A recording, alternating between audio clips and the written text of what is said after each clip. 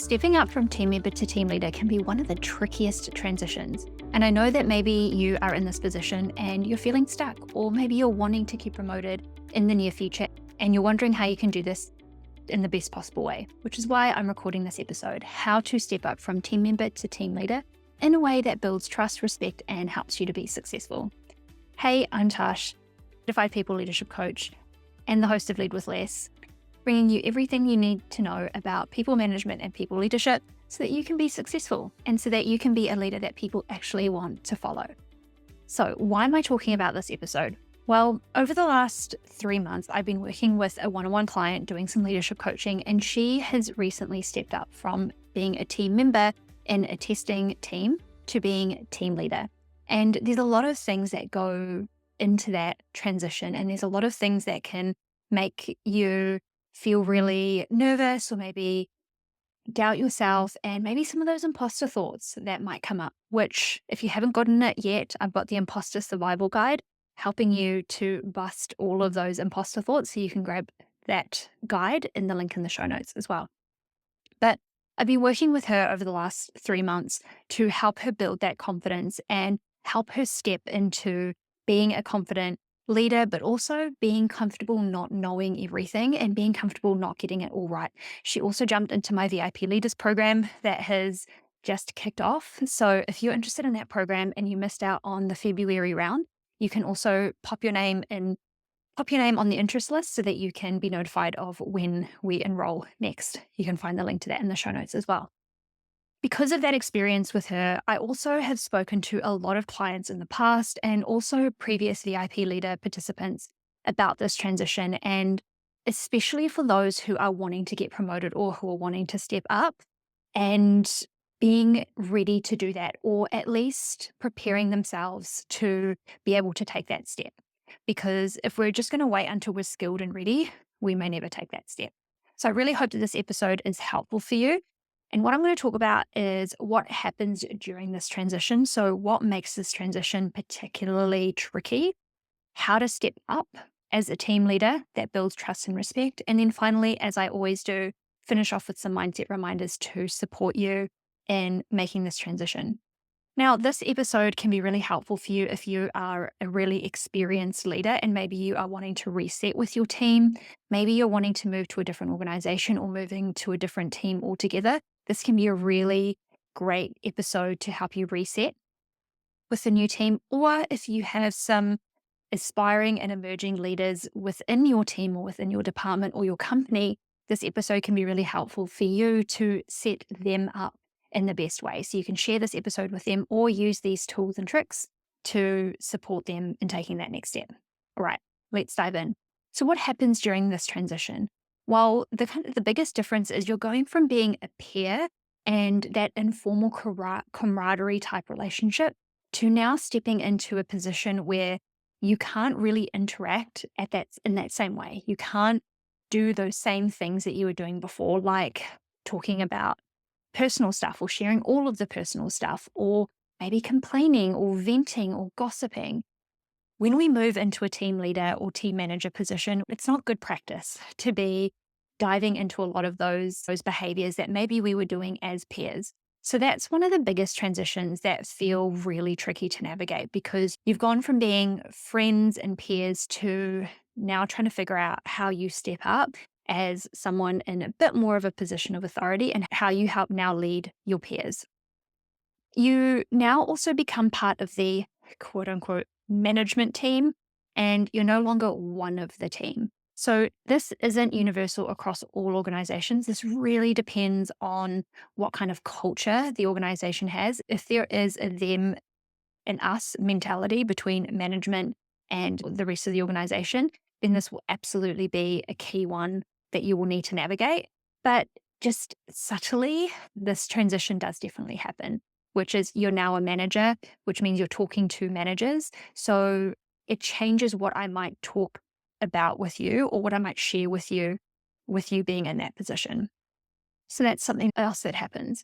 And then more of a subtle, if you are quite an empath, if you are a person that feels a lot, this next one might be the one that really hits. which is a distance can be created because of a change in that relationship and a change in those expectations. So this is a little bit tied to becoming part of the management team, but this can also just happen very, very subtly because of the fundamental change in that relationship. Again, this is going to happen more when you are moving from within a team up into a team leader or team manager position. But again, this can happen really anytime. When you move into a new team or a new organization, you might step into a team where they're really close knit. Maybe they really loved their last manager. And so trying to build that relationship and trying to build that trust again with a brand new team can also be quite challenging. So again, this is going to be super helpful. So those are some of the things that might happen during the transition. Some of it's logical, some of it's emotional, some of it might genuinely be happening with the people in your team, and some of it might just be happening within yourself because you know that you're stepping up or changing this dynamic. And so that in and of itself brings up quite a lot. So, how do you step up as a team leader that builds trust and respect, that sets you up for success? So, I'm going to talk through 6 points, 6 things that I really would love for you to think about, reflect on, work through, and put into practice so that you can step up as a team leader that people trust and respect. So, the first one, this is about identity. Decide what kind of leader you want to be and the experience that you want to create for your team. Now, this point is really underestimated. Identity work is super important. Who are you deciding to be?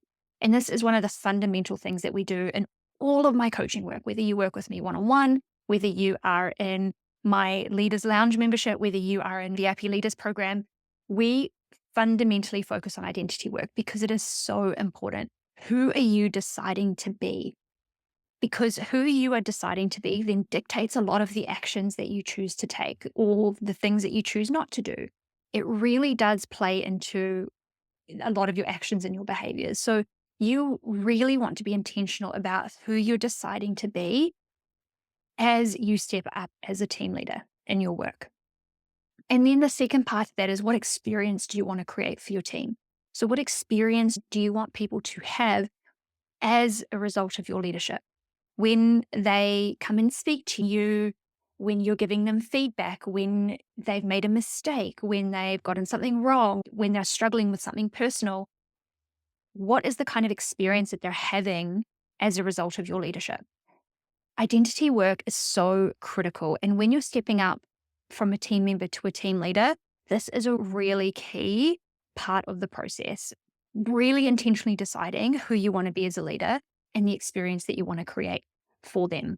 So I want you to really think about that. Who do I want to be? How do I want to show up? How do I want to act? How do I want to deal with things when they're hard or when they're going wrong? So that you know that when those instances come up, you know what you're going to do. The second thing, work through your own mindset baggage that you're holding on to, your stories, your assumptions, your beliefs that could impact how you lead your team. This is super important.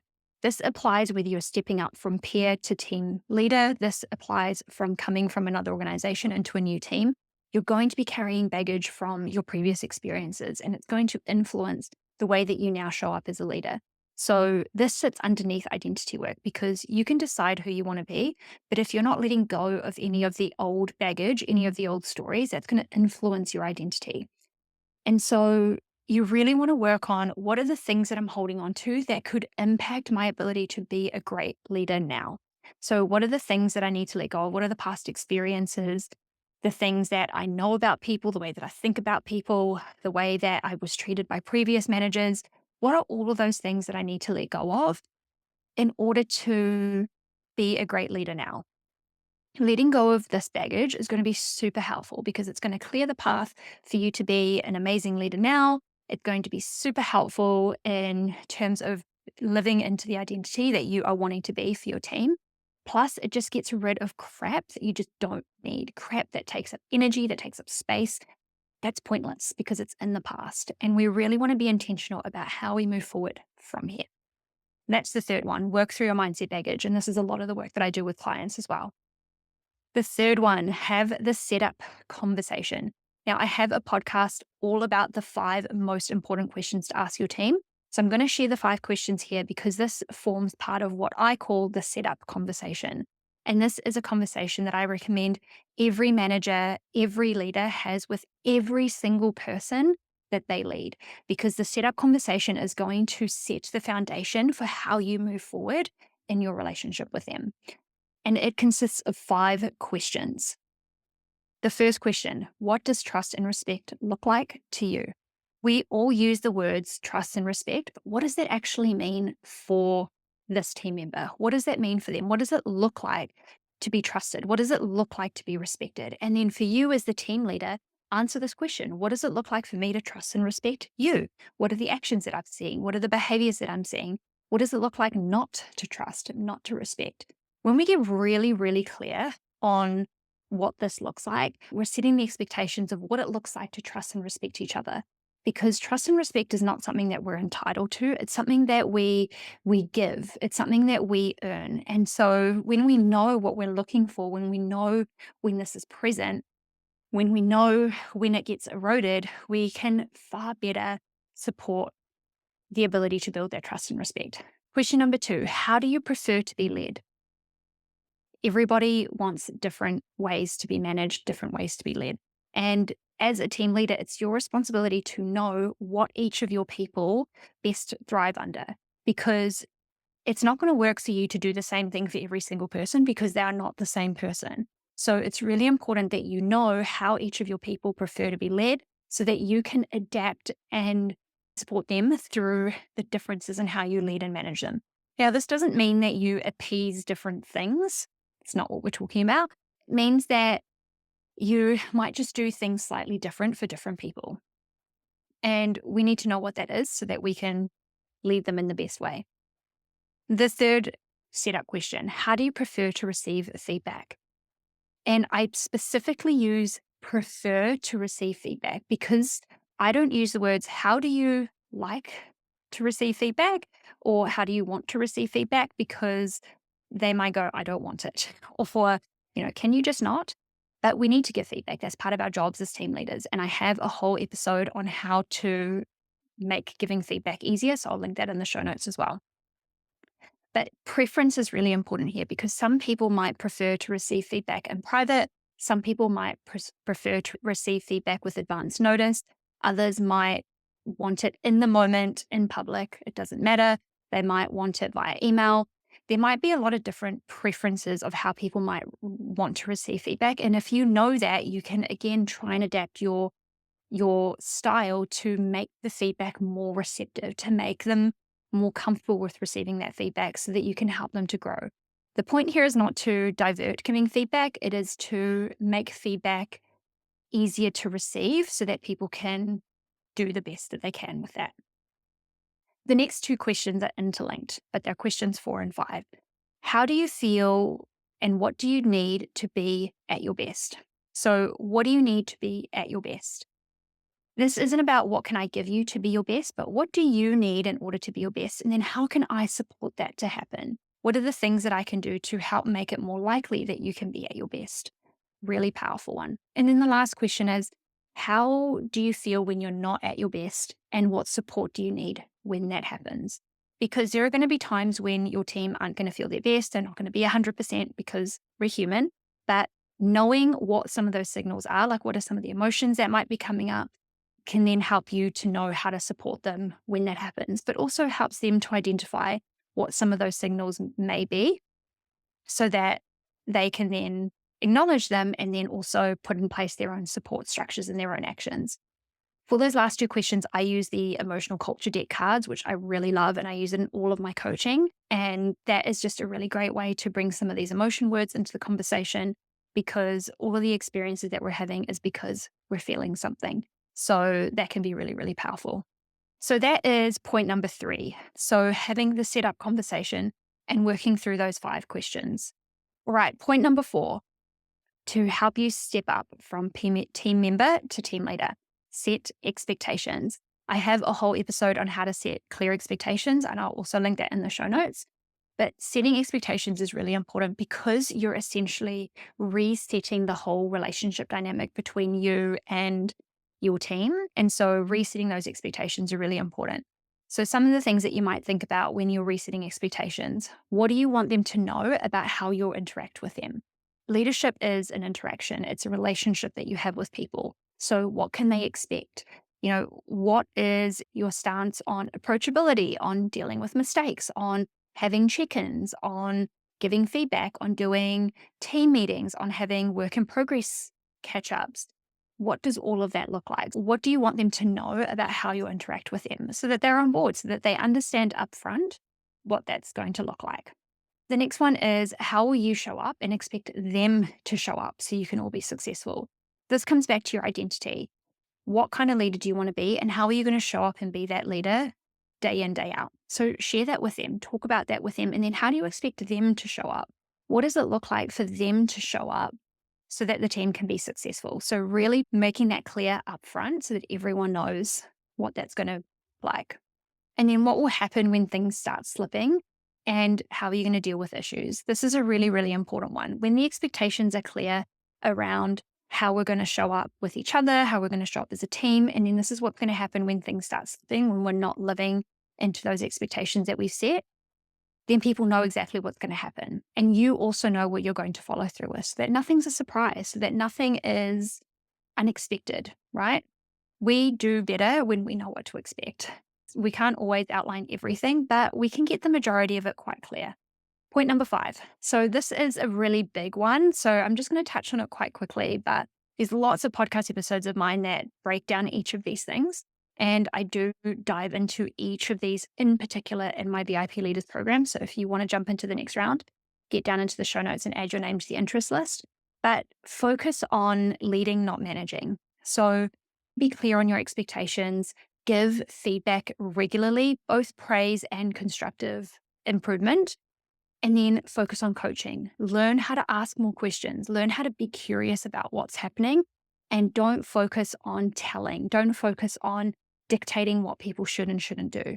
We want to focus on building your leadership skills, not your direct management skills. Sure, there are going to be things that you're going to need to manage actively, like workload and issues and things like that. But if you're predominantly focusing on that leadership element and really getting the best out of your people and setting up the environment for them to be their best, leadership is going to become more and more simple for you.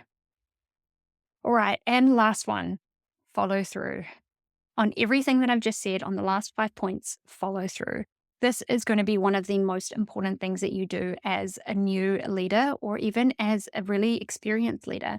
Follow through is the number one thing that's going to build trust, respect, and success with the people around you. If you say you're going to do something, follow through on it. If you say you're not going to tolerate something, follow through on it. If you say that you need to have hard conversations, follow through on it. When you say that people need to step up, make sure that there's follow through. Follow through on everything that you say that you're going to do, even when it's hard, even when it's uncomfortable. And I would say that those are the instances when it needs to happen the most, when it's difficult, because those are the instances when it's actually going to make the most change and create the most impact. So those are the 6 points that's going to help you step up from team member to team leader.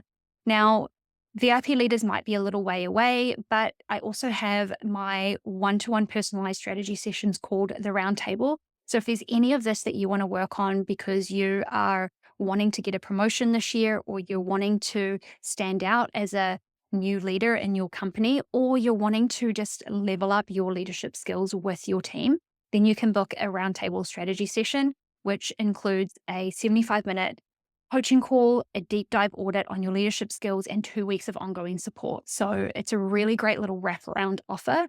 Or you can join the Leaders Lounge, which we develop your leadership skills every single month through monthly coaching calls and through mini modules. So there's lots of options on how I can help you develop your leadership skills. Why not check them out? All of the information is down in the show notes. But just to quickly wrap up this episode, I just want to share a couple of mindset reminders that can be really supportive for you. Number 1, don't focus on getting it right or getting it perfect. Just focus on practicing. Leadership is not about getting it right. Leadership is not about getting it perfect, especially at the beginning, and actually never really. It's about practicing. It's about acknowledging that you are developing, you're growing in this space, and to keep building on those skills. The next one is focus on curiosity. You are stepping up into a new position. You're leading people who are really skilled, who are experienced, or you've stepped into a new team that you don't know. Be curious, ask questions, be willing to not know so that you can learn so much more. I was speaking at a conference a few months ago, and one of the things that I said, we're coming into a very interesting time where there's a lot of things that we don't know. Things are moving quickly, things are changing. And I said, one of the best things that leaders can do to be really effective and to be successful is to act like you know nothing and be willing to learn everything. That is going to set you apart as a leader. Act like you know nothing and be willing to learn everything, because that's going to make you curious, receptive, and proactive in learning, absorbing, and really strengthening your skills at all levels. So there we go. I'm going to finish this episode here. I really hope that this was really helpful for you. If there's anyone that you know that could really benefit from this episode, please share it with them. And as always, I really love hearing your feedback. So please leave a comment at the bottom of this episode or leave a review about what you think about the Lead with Less podcast overall. Also, if there are topics that you want to hear from me in the future, message me, email me, message me on LinkedIn or Instagram. I'd really love to hear from you. And I'll be back in your ears again next week.